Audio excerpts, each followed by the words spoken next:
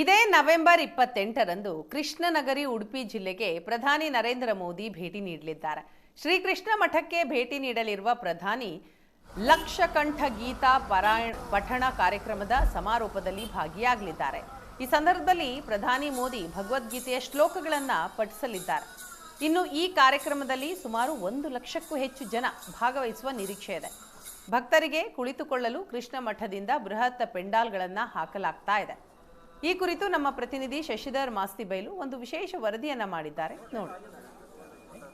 ಪ್ರಧಾನಿ ನರೇಂದ್ರ ಮೋದಿ ಅವರು ಕೃಷ್ಣ ಮಠಕ್ಕೆ ನವೆಂಬರ್ 28ಕ್ಕೆ ಭೇಟಿ ಕೊಡ್ತಾ ಇದ್ದಾರೆ. ಇನ್ನು ಕೇವಲ 10 ದಿನ ಬಾಕಿ ಉಳಿದಿರುವಂಥದ್ದು.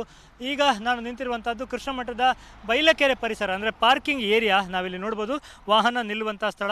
ಸಾಕಷ್ಟು ಜಾಗ ಇದೆ ಈ ಭಾಗದಲ್ಲಿ. ಅಲ್ಲಿನ ಮುಂಭಾಗದಲ್ಲಿರುವಂಥ ಗದ್ದೆಯಲ್ಲಿ ಈ ಸಂದರ್ಭದಲ್ಲಿ ಪ್ರಧಾನಿ ಮೋದಿಯವರು ಬಂದಾಗ ನಡೆಯುವಂಥ ಸಮಾವೇಶ ಸ್ಥಳದಲ್ಲಿ ತಯಾರಿಗಳ ನಡೀತಾ ಇರುವಂಥದ್ದನ್ನು ನಾವಿಲ್ಲಿ ಗಮನಿಸಬಹುದಾಗಿದೆ.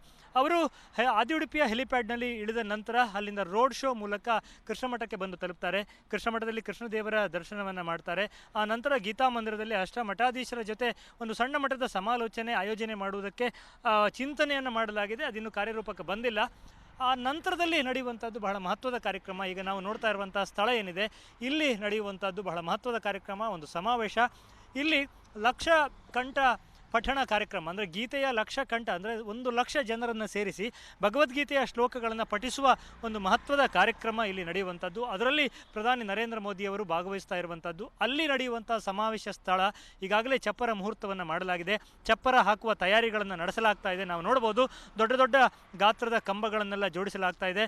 ಅದಕ್ಕೆ ಮೇಲ್ಭಾಗದಲ್ಲಿ ಹಾಕಬೇಕಾದ ತರ್ಪಾಲುಗಳನ್ನು ಜೋಡಿಸಲಾಗ್ತಾ ಇದೆ. ಅಂದರೆ ವಿಪರೀತ ಬಿಸಿಲಿನ ಕಾಲ ಇದು. ಸೊ ಕೃಷ್ಣ ಮಠದ ಈ ಒಂದು ಗದ್ದೆಯ ಪರಿಸರದಲ್ಲಿ ಅದಕ್ಕೆ ಬೇಕಾದ ಪೆಂಡಾಲ್ಗಳನ್ನು ಹಾಕುವಂಥ ಎಲ್ಲ ತಯಾರಿಗಳು ಅಂತಿಮ ಹಂತದಲ್ಲಿ ಇದೆ ಅನ್ನುವಂಥದ್ದು. ಇನ್ನು 10 ದಿನಗಳ ಕಾಲ ತಯಾರಿಗೆ ಇದೆ. ಆದರೂ ಕೂಡ ಈಗಾಗಲೇ ಎಲ್ಲ ಕಾರ್ಯಗಳನ್ನು ಜೋಡಿಸಿಕೊಂಡು ಚಪ್ಪರ ಮುಹೂರ್ತವನ್ನು ಮುಗಿಸಿಕೊಂಡು ಪೆಂಡಾಲ ಹಾಕುವುದಕ್ಕೆ ಬೇಕಾದ ಎಲ್ಲ ಸಿದ್ಧತೆಗಳನ್ನು ಮಾಡಿಕೊಳ್ಳಲಾಗ್ತಾ ಇದೆ.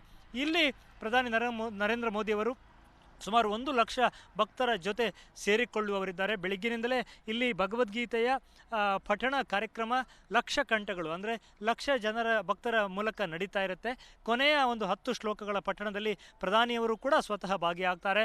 ತಾವು ಕೂಡ ಸ್ವತಃ ಭಗವದ್ಗೀತೆಯ 10 ಶ್ಲೋಕಗಳನ್ನು ಪಠಿಸುವವರಿದ್ದಾರೆ ಅನ್ನುವಂಥ ಮಾಹಿತಿಯನ್ನು ಕೃಷ್ಣ ಮಠ ಕೊಡ್ತಾ ಇದೆ. ಸೊ ಇದೊಂದು ಬಹಳ ಮಹತ್ವದ ಕಾರ್ಯಕ್ರಮ ಆಗುತ್ತೆ. ಪರ್ಯಾಯ ಪುತ್ತಿಗೆ ಮಠಾಧೀಶರು ತಮ್ಮದು ಗೀತಾ ಪರ್ಯಾಯ ಅಂತಲೇ ಘೋಷಣೆಯನ್ನು ಮಾಡಿದ್ದಾರೆ. ದೇಶ ವಿದೇಶಗಳಲ್ಲಿ ಭಗವದ್ಗೀತೆಯ ಪ್ರಚಾರವನ್ನು ನಡೆಸುವಂಥ ಸ್ವಾಮೀಜಿಗಳು ತಮ್ಮ ಪರ್ಯಾಯದ ಕೊನೆಯ ಘಟ್ಟದಲ್ಲಿ, ಅಂದರೆ ಈ ವರ್ಷದ ಅಂತ್ಯ ಹೊಸ ವರ್ಷದ ಆರಂಭ ಜನವರಿ 18ಕ್ಕೆ ಅವರ ಪರ್ಯಾಯದ ಅವಧಿ ಮುಗಿಯುತ್ತೆ, 17ನೇ ತಾರೀಕಿಗೆ. ಸೊ ಒಂದು ಸಮಾರೋಪದ ಸಂದರ್ಭದಲ್ಲಿ ಪ್ರಧಾನಿಯವರನ್ನು ಕರೆಸುವ ಮೂಲಕ ತಮ್ಮ ಇಡೀ ಪರ್ಯಾಯವನ್ನು ಕೃಷ್ಣಾರ್ಪಣಗೊಳಿಸುವವರಿದ್ದಾರೆ ಅಂತ, ಅಂದರೆ ಗೀತಾ ಪರ್ಯಾಯ ಅಂತ ಏನವರು ಘೋಷಣೆಯನ್ನು ಮಾಡಿದ್ರು.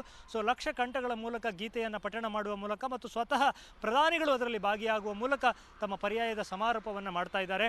ಸೊ ಎಲ್ಲ ತಯಾರಿಗಳು ನಡೆದಿದೆ. ಇದೇ ಗದ್ದೆಯಲ್ಲಿ ಪ್ರಧಾನಿ ನರೇಂದ್ರ ಮೋದಿಯವರು ಎಲ್ಲ ನಿಗದಿಯಾದಂತೆ ನಡೆದರೆ ಮುಂದಿನ 10 ದಿನಗಳಲ್ಲಿ ಬಂದು ಭಾಗವಹಿಸಿ ಸಮಾವೇಶದಲ್ಲಿ ಪಾಲ್ಗೊಳ್ಳುವವರಿದ್ದಾರೆ. ಉಡುಪಿಯಿಂದ ಕ್ಯಾಮ್ರಾಮನ್ ಹರೀಶ್ ಜೊತೆಗೆ ಶಶಿಧರ ಮಾಸ್ತಿಬೈಲು, ಏಷ್ಯಾನೆಟ್ ಸುವರ್ಣ ನ್ಯೂಸ್.